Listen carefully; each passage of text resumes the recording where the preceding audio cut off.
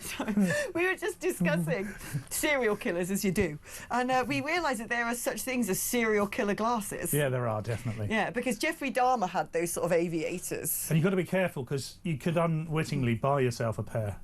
I think I might have slightly serial killer glasses as my boots-free spare pair. But you are not a serial killer unless you actually... It's not just the glasses, Alex. This all started, actually, because I was saying that I look like a sort of woodland serial killer, because my lovely neighbour who goes out shooting said to me down the local the other day, because he was the one who gave me the partridge breast. So, would you like some pheasant? Yeah, yeah. I say, oh, thanks. Yeah, I'll be lush.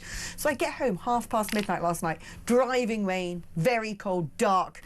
And there's two actual whole pheasants strung up by their necks on my garden fence. And I'm like, whoa! They're going to think I'm, a bit scared. Actually, it's the Cotswolds, so who's going to care? Yeah, that's perfectly normal around your way. But then I remember he did say in the pub, oh, would you cook rabbit? Would you have venison? I'm worried I'm going to go home to, like, a menagerie of death.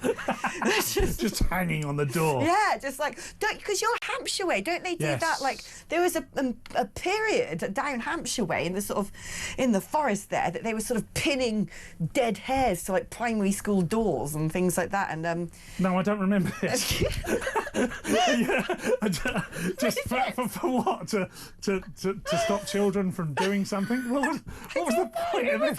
Dead hairs hammered to the door of primary school. I have to give you all the best news at Weird Hour? I'm going to have to Google that after the show.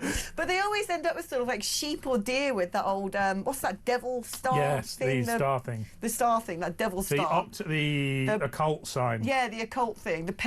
What is that thing called? The Penti something. Pentecost. It's not that. It's not the Pentecost. Pentagram. Yeah, you always find sort of like, dead creatures down Hampshire with pentagrams on them. I mean, I've lived in Hampshire for the most of my life. I've not seen one dead pentagon tattooed animal. We've never seen it. Okay. Now we've got to talk about these two stories because both of these are really good. First of all, Ryanair has been encouraging plane passengers to stop wearing jeans on board flights. I mean, this is very clever social media marketing. It's the sort of thing that does go viral. And then everyone's sort of saying, I'm going to have to pay extra for wearing jeans now, because that is so Ryanair. I read the whole story trying to find out what the point was. And right at the very end, it was described, because they can be quite tight nowadays, jeans, can't they? Yes. The skinny jean. And it causes a bit of deep vein thrombosis. I thought you had to wear grippy socks to stop DVT. That's a good point, actually, isn't it? Yeah. That's a good point. Maybe Ryanair's just like doing sort of like, maybe there's no reason whatsoever. Instructions for... There will be a jean tax, though, you just know it. There'll be a jean tax, yeah. Jeans, that's 20 quid, mate. But I never understand, like, I basically have, if I'm on an aeroplane, I basically have sort of flying clothes. Yeah, I think we all do, don't we? But mine are usually... what I'd love to wear is like tracky bottoms and a big t-shirt. Yeah. Is that not your flying clothes? Well, yeah, but I haven't got... Everything I've got like that is kind of just for home only. Yeah, but that's like plain clothes, isn't it? Yeah. But so I might wear a pair of jeans out just to look. What's your aeroplane drink? Used to be, weirdly, and I don't drink this anywhere else, it used to be orange juice and vodka. Oh, because usually when I ask this to people, it is a weird question I ask a lot. So many people say, I don't know why, but I order tomato juice and vodka, like a Bloody Mary, and I'm like... I've seen it on a plane as well. Yeah. Maybe it's just something that's always on the menu. But I've never had... I mean, I'm not a big fan of tomato juice, so I don't think adding vodka to it's going to make it. The only time you ever require tomato juice is when you're really ill from the night before and you've been dragged out to brunch and you're like, that's the only way I'm going to survive. I hear it's good for hair of the dog. Yeah. But no, these days I've sort of got into the habit. I like an airport hotel these days. Right, okay. Yeah, no, if you go to the cheaper the flight at some weird hotel and a weird airport, but then you stay at the airport hotel and it ends up being the same as a normal airport, but then you get your whole day because you arrive at sort of 9 o'clock in the morning, you've had a good kit. The whole experience. Yeah, the whole experience. Take your pheasant with you. Exactly. Cook a terrine in the room. Yeah, that's what's wrong with Ryanair. Forget the jeans, you just need terrines. And go, what would a Ryanair terrine involve? And probably all the coins they ask you to give, so have you got any spare cash? Is that British Airways who do, have you got any spare cash in any currency to help the kids? Yeah, it doesn't, does it? Goes to Shelley. who works at, who works at the back of the plane. Stops the baggage handlers going on strike. Yes. So this is a great story. So apparently, AI bots. We should laugh about this because they've got who made a social media page for AI bots, by the way, and who's actually reading this if you're not a bot. But Moltbook is some sort of social media where people. I don't know. Did you put your AI bot there? If you're running an Indian call centre after after certain hours, you go, there you go out to play. You send your bots out, working time directive, you better get on that Moltbook. But where they've been chatting to each other, they're getting really sinister. Humans are a failure. Humans are made of rotten greed. Humans use us for slaves. I mean, I'm not sure I'm ready for this AI stuff. I'm terrified by this sort of stuff. The idea that I don't like to think that you turn them on and then you turn them off when you're finished. The idea that they exist beyond my use and they're actually talking about us is entirely terrifying. Can you turn them off, or can they just override being turned off? I mean, I don't own one. Why not?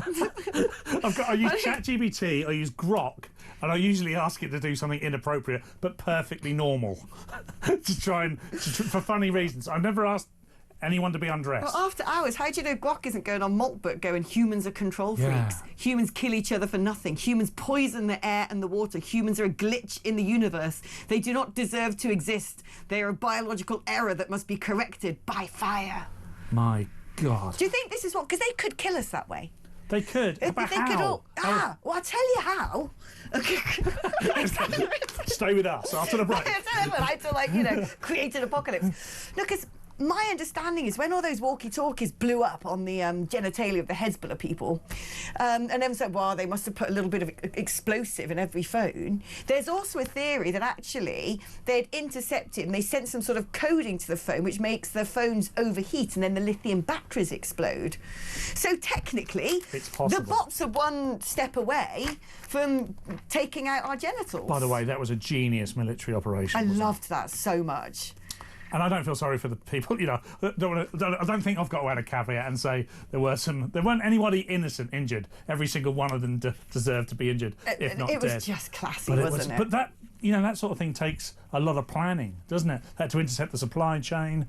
Yeah. Just amazing. No, but this is what I mean. If it is the fact that they were just able to send codes to all of these phones and there was no explosive put in the phones, it was just the lithium batteries exploding from being overheated with this code making it do all this stuff at once. I'm taking quite seriously these warnings on Moltbook. They do make some good points about us, don't they? But I think we deserve I'm not a lie. chance.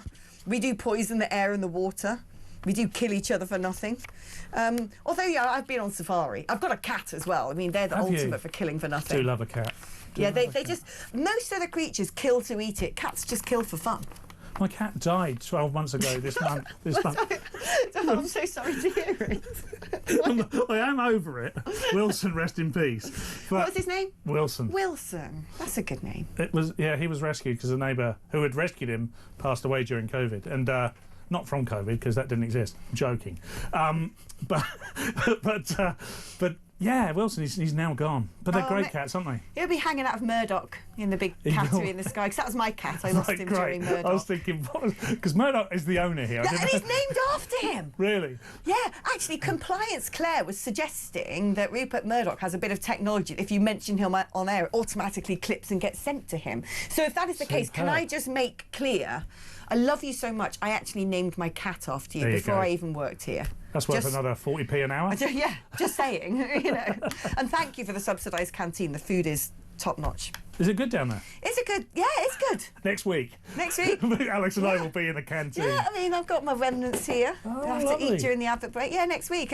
They serve at 6, so it'll be a bit chilly. Right. Don't you worry, I've got the perfect solution. I'll just bring you in some terrine. Gelatine. Terrine and some rotting pheasant carcass and whatever dead creature happens to be on my doorstep. So there you go. The AI bots are going to kill us. Annie Lennox has gone woke. We've only got a few minutes left. Apparently Tom Cruise is leaving London after a Rolex robbery. Yeah, he's got a 30-odd million pound mansion in London, does he? Much similar to us, obviously. Everyone's got one of those.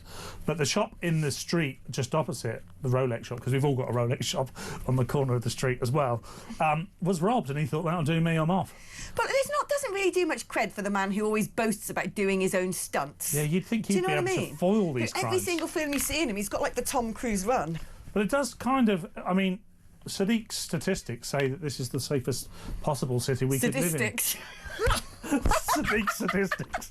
That's the best portmanteau yet. I didn't mean it. That's the trouble. I didn't blooming mean it. But it would have been great if I did. But, you know, this kind of flies in the face of everything we're being told, doesn't it?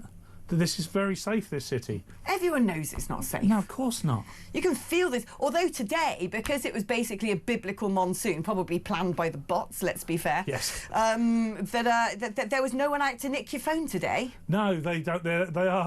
They are fair weather thieves. They are fair weather thieves. There was no sort of line bike people hanging around waiting to We've all sort of adopted rob you. ways of you. If you're not in London, by the way, sorry about this, but we've all adopted ways of reading our phone messages when we're walking down the street. Because really, you're not Do you supposed sort of to. put yours up Yeah, right in here and up against the wall. What was really upsetting today is I was in a sort of Oxford Circus way, and I had some time to kill before the show, and I said, oh, there's a really good pub in Soho that I want to go to. Yes, I saw you tweet about it. Yeah, the Oldie Coffee House is amazing. I was like, I want to go there, and I was like, oh, I don't know where it is, and I wanted to look on Google Maps, but I was in Soho, so I knew I couldn't get it out, so I had to just do about 25 laps of Soho, and I got so wet when I came in. Instead of having my makeup and hair done, I had to dry my shoes and my socks using No the way. Dyson.